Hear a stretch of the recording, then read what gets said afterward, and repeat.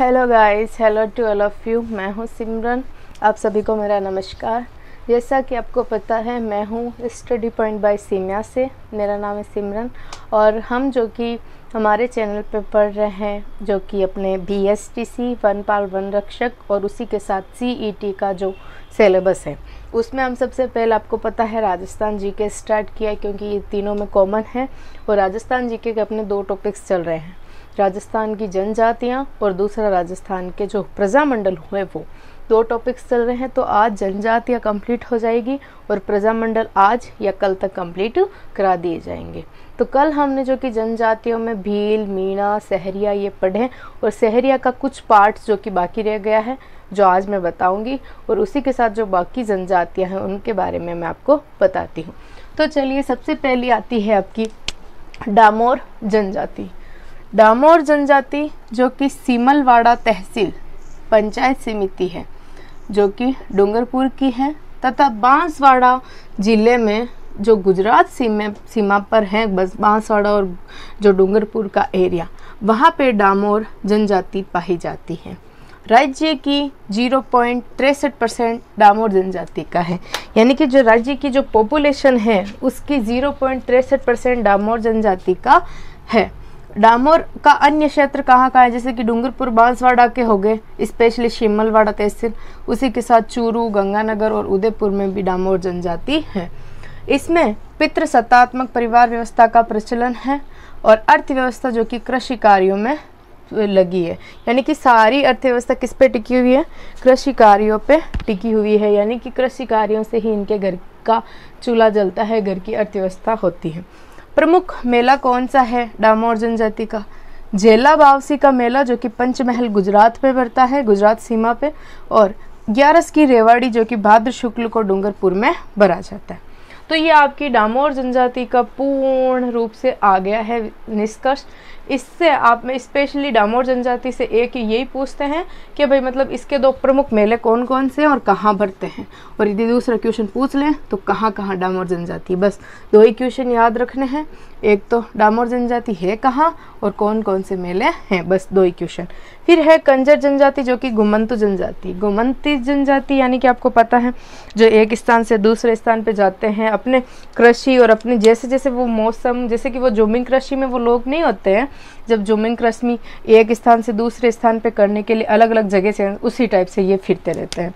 ये जो कि उदयपुर, अजमेर, भीलवाड़ा, अलवर, बूंदी, झालावाड़, कोटा आदि में जो कि कंजर जनजाति का विस्तार है, जिसका शाब्दिक अर्थ है कंजर का काननचार, यानी कि जंगलों में घूमने वाला, जंगलों में विचरण करने वाला, जिसका अर्थ हो गया कानन चोर, यानी कि कंजर जनजाति। परिवार में पटेल का मुख्य स्थान होता है और हाकम राजा का प्याला पीकर कभी झूठी कसम नहीं खाते। तो ये क्वेश्चन बन जाता है कि ऐसी कौन सी जनजाति है जिसमें हाकम राजा का प्याला पीकर कभी झूठी, जैसे कि डामोर में हो गया, कौन कौन सी जगह में डामोर पाई जाती, पहला क्वेश्चन। दूसरा, कौन कौन से मेले। इसमें आपके क्वेश्चन बनेगा पहला तो कि कंजर जनजाति कहाँ कहाँ पाई जाती है, और दूसरा आपके इसमें पूछेंगे कि हाकम राजा का प्याला पीकर कौन सी जनजाति झूठी कसम नहीं खाती, और विवाह इसमें दापा पड़ता है, यानी कि कन्या का मूल्य देना पड़ता है वर पक्ष को। तलाक प्रथा भी है। तलाक प्रथा के अंदर क्या है कि जो विवाह के टाइम कन्या के लिए जो वर लेके आते हैं ना, जो सारी रकम वगैरह सोने की चीजें, वो वापस लौटा दी जाती है। कंजर जनजाति में एक ये भी क्वेश्चन, ऐसी कौन सी जनजाति है जिसके मकान के किवाड़ नहीं होते, बस एक खिड़की होती है, ये तीसरा क्वेश्चन। और चौथा क्वेश्चन बताता है पाती मांगना क्या होता है, यानी कि जो कंजर जनजाति के लोग हैं टेम्पू चलाना, ठेला लगाना, ये सब करते हैं, उसको क्या कहते हैं, पाती मांगना। तो ये आपकी कंजर और डामोर जनजाति जो कि क्लियर हो गई। अब हम पढ़ते हैं कथोड़ी जनजाति।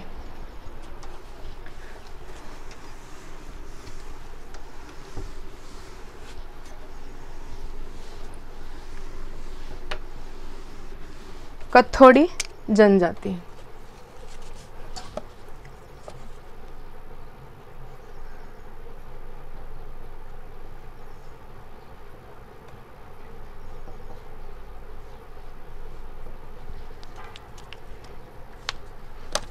तो अब हम, जैसे कि आपको पता है कत्थोड़ी जनजाति रे क्वेश्चन आता भी है, ऐसी कौन सी जनजाति जो कत्था तैयार करती है, कत्था बनाती है। सबसे पहले देख लेते हैं इसका एरिया कहाँ कहाँ है। तो वो आ गए आपके दक्षिणी पश्चिमी राजस्थान की कोटड़ी तहसील, स्पेशली जो दक्षिणी पश्चिमी राजस्थान की जो कोटड़ी तहसील है वहाँ पे जो कि कत्थोड़ी का विस्तार है। और कोटड़ी तहसील कहाँ है? उदयपुर में। यहाँ पे क्या है? कत्थोड़ी जनजाति का विस्तार है। और उसी के साथ में 12 जो जिला है वहाँ पे भी आपके कत्थोड़ी जनजाति का विस्तार है। और इनका मुख्य कार्य क्या है? पेड़ से कत्था तैयार करते हैं, इसीलिए इनका नाम क्या पड़ा है? कत्थोड़ी जनजाति।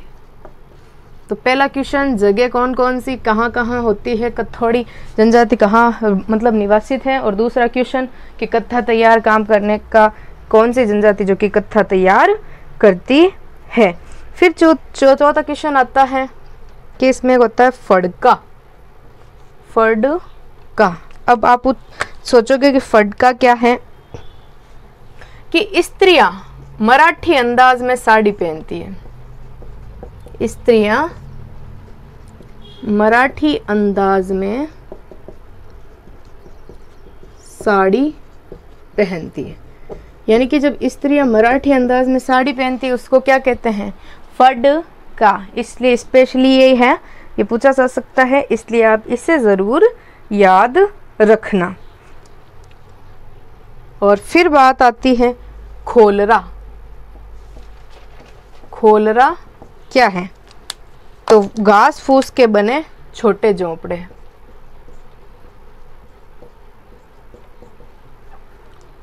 घास फूस के जो झोंपड़े होते हैं कत्थोड़ी जनजाति में उसको क्या कहते हैं? खोलरा कहते हैं। फिर है कि इसका मुखिया क्या होता है, मतलब कत्थोड़ी जनजाति का जो मुखिया होता है उसको क्या कहते हैं? भोपा या पटेल। भोपा या पटेल कहा जाता है। अब हम पढ़ते हैं कि मतलब इनके वाद्य यंत्र व नृत्य। कत्थोड़ी जनजाति के वाद्य यंत्र कौन कौन से और नृत्य कौन कौन से। हाँ, तो अब बात आती है कि जो कत्थोड़ी जनजाति है उसके वाद्य यंत्र व नृत्य क्या है। पावरी, ये बनी होती है बांस से। बांस से बनी हुई जो वाद्य यंत्र है उसको कहते हैं पावरी। फिर होती है तारपी व रोला, ये बनती है लौकी से। किससे? लौकी से बनाई जाती है। फिर बाकी अन्य है ही हैं, जैसे कि मजीरा और ढोलकी, कुंडी आदि। पावरी स्पेशली है और तारपी और रोला स्पेशली है, ये याद रखना है। और बाकी अन्य तो मजीरा, ढोलकी, कुंडीर हैं, लेकिन पावरी, तारपी व रोला आप स्पेशली ज़रूर याद रखना। और अब बात आती है कि इनके नृत्य कौन कौन से हैं, यानी कि जो कत्थोड़ी जनजाति है इनमें स्पेशली कौन कौन से नृत्य किए जाते हैं। तो नृत्यों में बात आती है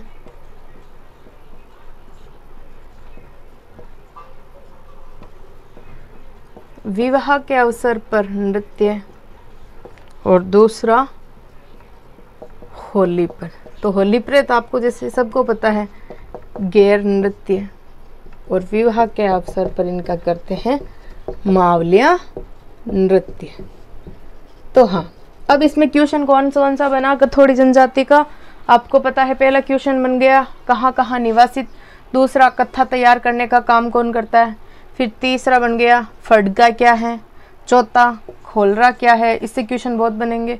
फिर मुखिया को क्या कहा जाता है, और फिर पावरी और तारपी ये क्या है, छठा क्वेश्चन। और सातवां क्वेश्चन आपका बनेगा कि विवाह के अवसर पर कौन सा नृत्य और होली के अवसर पर कौन सा नृत्य। अब हम जो शहरिया जनजाति पढ़ी थी ना, उसके अन्य तथ्य पढ़ लेते हैं।